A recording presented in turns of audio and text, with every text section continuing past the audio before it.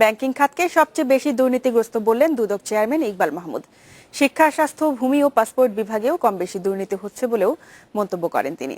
সকালে জাতীয় প্রেস ক্লাবের সামনে দুর্নীতি বিরোধী মানববন্ধনে অংশ নিয়ে এসব কথা বলেন দুদক চেয়ারম্যান। দুর্নীতির বিরুদ্ধে 1 ঘন্টার মানববন্ধন, সারা দেশে একযোগে কর্মসূচি পালনের লক্ষ্য সামাজিক আন্দোলন গড়ে তোলা। রাজধানীর উত্তরা থেকে কাকরাইল পর্যন্ত শিক্ষার্থী, শিক্ষক সহ নানা পেশার মানুষের জমায়েত।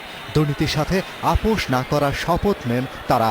প্রতি বছর যে প্রশ্ন ফাঁস হচ্ছে, আমরা এটা থেকে মুক্তি চাই, আমরা ভালো রেজাল্ট করতে চাই, আমরা ভালো মতন পড়তে চাই। দুর্নীতি থেকে দূরে থাকুক এবং সমাজ আরো উন্নতির দিকে হোক, আমরা সোনার বাংলাদেশ চাই।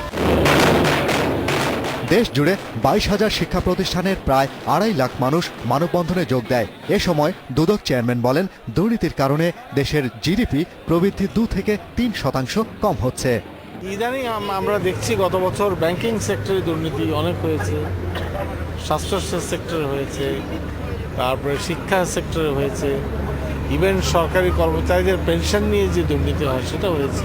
দুর্নীতির উৎসগুলো চিহ্নিত করার জন্য এবং দুর্নীতির এই উৎস কিভাবে উৎসে আঘাত করা যায় সেটি আমরা দেখছি। আমাদের অনেক সমস্যা, আমি আগেই বলেছি, ত্রুটি ভুল হয়তো আমাদের আছে, তা সত্ত্বেও আমরা খুবই আন্তরিকভাবে চেষ্টা করছি যে আমাদের নতুন প্রজন্মকে দুর্নীতিমুক্ত এবং সৎ ন্যায়নিষ্ঠ করে তুলতে না পারলে আমাদের বড় শিক্ষা দিলেও কোনো কাজে লাগবে না। দুদক জানিয়েছে, দুর্নীতি রোধে 20টি টিম গঠন করা হয়েছে, যারা এরই মধ্যে অভিযানে নেমেছে। অনেককে শাস্তিও দেওয়া হয়েছে। Shahriar Anirban, independent news, Dhaka.